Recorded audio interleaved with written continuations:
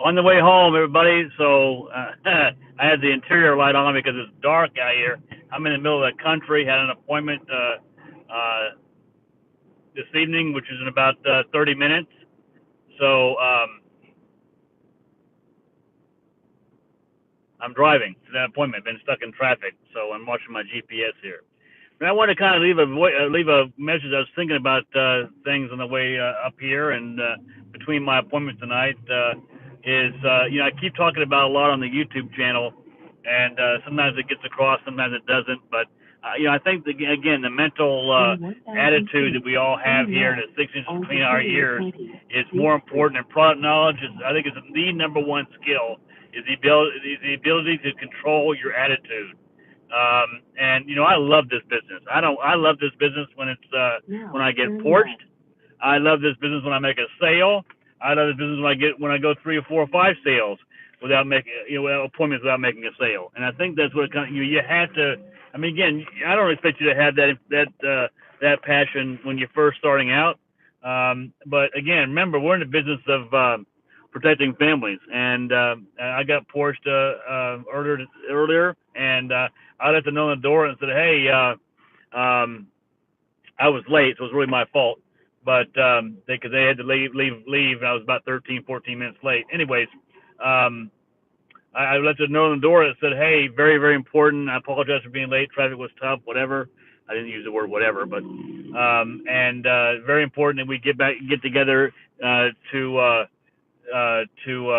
regarding protecting your family, or I said regarding your family protection, whatever.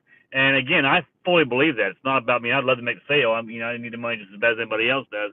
I mean, that's a byproduct, and that's really the point. It's the money we make in this business is a byproduct of what we do here. Really, this is I always tell people, when they say, well, I love this, or I love this job, I love that job, and the question I always ask them, well, love is an interesting word. If you love it so much, would you be willing to do it for free? And I always get that, well, no, I wouldn't be doing it for free, Steve. I'm doing it. I always do it for the money. I need to make money. Well, there's a difference between doing it for the money and needing the money, right? Yeah, I mean, I honestly would do this job for free because, I've been doing it for a very long period of time. I love doing it. I love meeting people, and if I could do it for free, I would. And and that's why I think when it comes down to, I get asked with my own agents, which product sells the most, do I make the most commission on? I don't care. Only time I care about that is when, I'm offering 2 identical products. One may pay a better commission than the other. Then certainly, I'm not crazy. I'd sell that as long as the all things are equal with the coverage I'm giving that client. I would certainly choose the one where the carrier pays me the most money. That's true, but I don't go in there trying to encourage or try to sell them a product because I'm making the most money on it. So, and again, like I said before, I don't expect people necessarily to come in this business that way, ingrained with that kind of passion. But ultimately, I think if you're going to be successful and do this for many, many, many years and build a great business and career out of it, you have to get to the point where, yes, you do it for free, and 2, that you absolutely love it. And I have people tell me all the time, I know I can tell by your YouTube videos, Steve, that you really love this business, and I do. The times I've been in and out of the business over the years, investing in other types of business, I've never really left the business. I've always had my license. I've always been active. I've always been writing covers for people. But there's been times where I dabble in other things, and I always come running back to this business because there's nothing that I know of that pays you as well as this business pays you, and really gives you that feeling that you're doing something good for people. And what we do matters, and what we do is important. I don't know of anything else. Now, maybe you know something, and that's great. Put in the comment section if you would. But I think that's what keeps it going. I don't care if I go out and get porched. Obviously, you can't go and get porched constantly because you have to make a living in the business. But again, that's, and I don't want to be repetitive, but that's something you have to get your head around. I don't care how much experience or how many years you've been doing this, or how many dials that you made, and how many appointments you booked. You're going to get objections on the phone because they don't care who you are. That's what my title says. Do they know who I am? I've been doing this for many years, I'm pretty good at it. I've got a pretty good knowledge of the business, and and I think I can do them better. I believe that I can do them a better service than most other agents, if not all agents, right? I believe that. I mean, it may or may not be true.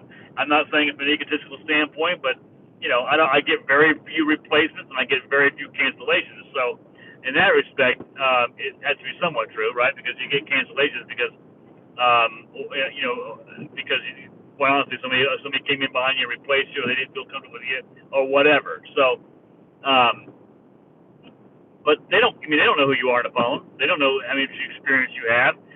Even when you go in the home, that's why I tell even my own agents that are brand new. Look, you know more than they do, right? So don't be worried about what they're thinking about you or about the products that you're offering in the home, because they don't know about you got a license, they didn't get a license, and you're constantly being mentored and coached by somebody that knows what they're doing. So obviously you know more than they do. So but again, on the phone, in the home, they don't care who you are, no status applies. Here's what matters. What matters is that you convey in what you say that you're there. Your number one reason for being there is to help them, not make a commission, not to buy a new motorhome, which is what we're trying to do right now. None of that stuff. They are the most important people, and you're there to protect them. That's the point, and that's why you're there. And I think that you have to work on yourself to get yourself in that frame of mind, so that you're not faking it. I mean, I truly love the business, seeing people. I don't make all the sales. I go on 3 or 4, like I said, not often, but it does happen where I don't make a sale. I do get the occasional cancellations, maybe 1 or 2 a year, not many. But again, I get the same thing. I'm calling the same leads you're calling. We all get the same thing, right? The difference is that I would do it for free. I do love it, and I really feel like what we do matters, and it's very, very, very important to people. And I always say to agents, once you deliver your first check, your death benefit check to a couple that you were persistent enough to make sure you book that appointment, then is when you become a life insurance agent. But until that really happens, you can be passionate about it, be as best as you can be, but it won't be ingrained in your heart until you see a wife and 3 kids staying in the door that because of you, they now have a future that they wouldn't have had otherwise. And so when I get Porsche, when I go back to the car, I truly feel that family is at jeopardy. And until I get in front of them, and that's, if you have that kind of passion, you can ingrain that in yourself. You don't need to be a high pressure salesman or do a hard close. You're gonna get it. It's gonna come out in just your verbiage, right? And they're gonna, and that to me is the number one, other than maybe setting appointments, because you won't get in the home until you do that. That really is, I think, the number one asset that you could possibly have in this business to be successful. So ask yourself, is that you? Are you that passionate? If not, can you work on that to get better at it? Because I just about put myself in a ditch there. I'm trying to do a YouTube video while driving. Hopefully no. Anyways, can you work on yourself to make sure you get that? And here's the way to do it. Read stories. I have a thing at home. In fact, I'll send it to you. Put in the comments, and I'll send it to you, a chart that shows the death benefits paid out by one particular company in the last 30 days or 60 days, whatever it is. I carry that with me, because I can sit there and show the customer that it doesn't matter how old you are, what sex you are, male, female,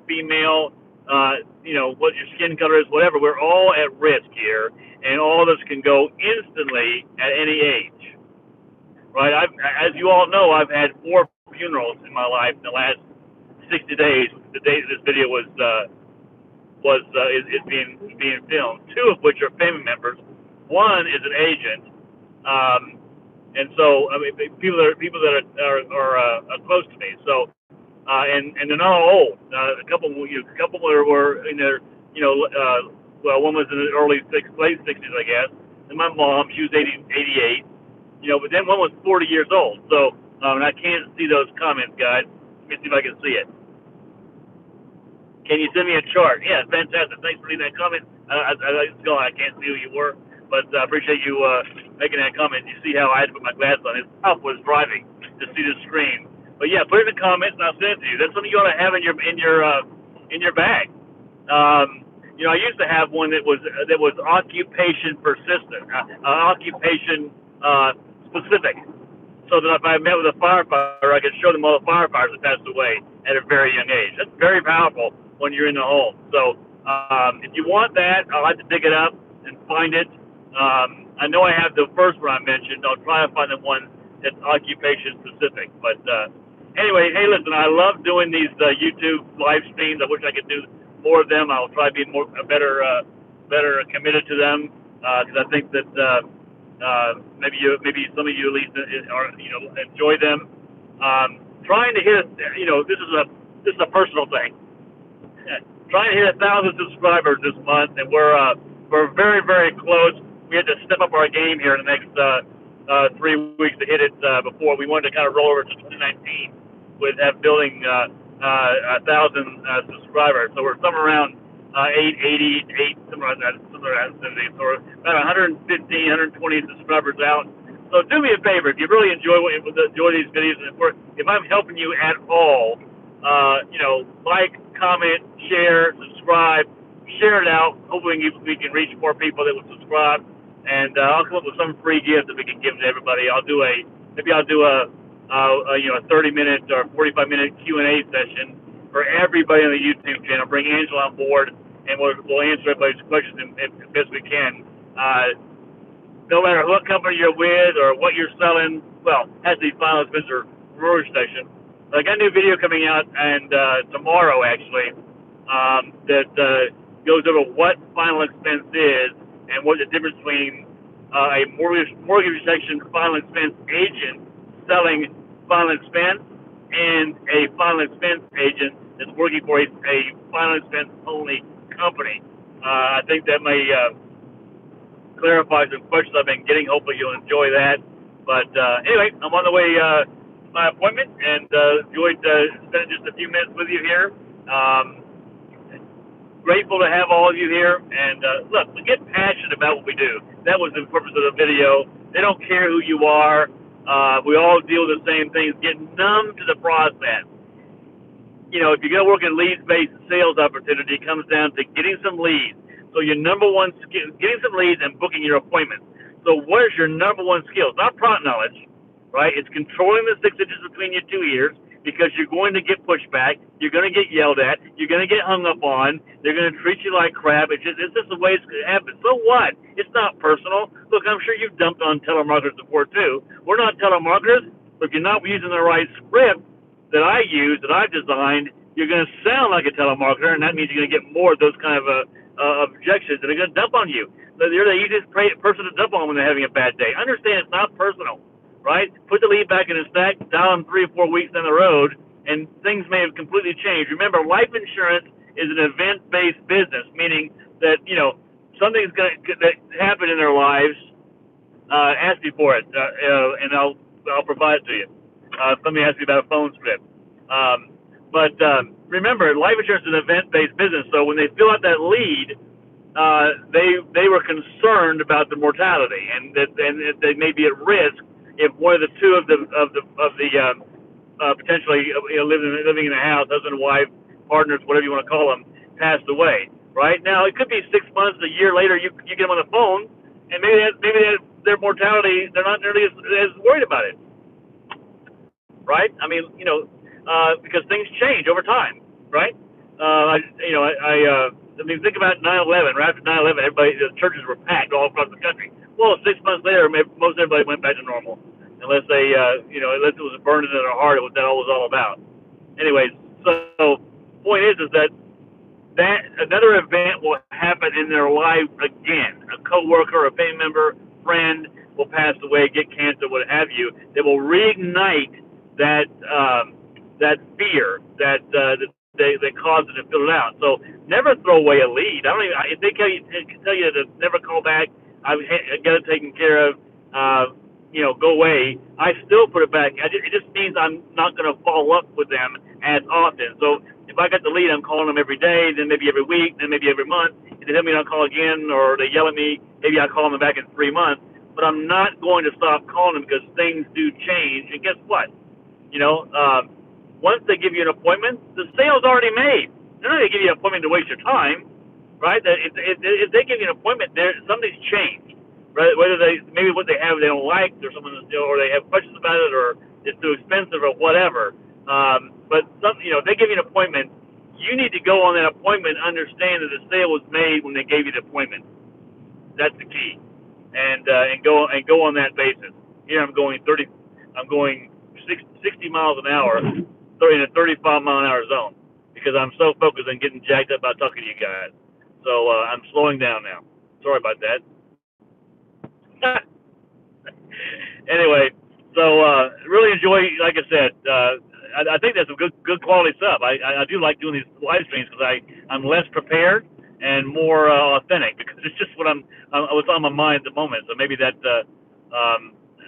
helps you. And certainly, even going through that myself, I'm talking to myself in a lot of cases, reigniting the passion. But remember, people don't buy life insurance; they buy what life insurance does. That's the tip for today, right? Meaning that if you stood in a street corner, you heard me say before, and asked 1,000 people if they want to buy life insurance, if you don't get stoned to death first, you might find a couple. But if you ask them, hey, Jack or Jill, if something were to happen to you and you were to die of a heart attack or cancer and didn't come home tomorrow, would you want to make sure that your family doesn't end up homeless and the home is saved and they have the same opportunities to go to college and the things that they dreamed about while you were still living? That answer is always yes, 99.9% of the time. I've had some, right? So that's the first thing is people don't buy life insurance. They buy what life insurance does.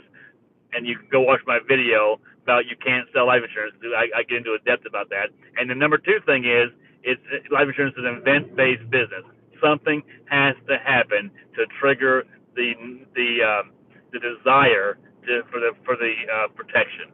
Okay, I'll leave you that. Don't forget, the surest way to succeed is to be determined not to fail. If you're determined not to fail, that means you cannot quit. And if you cannot quit, you will succeed. Bye-bye. Good night.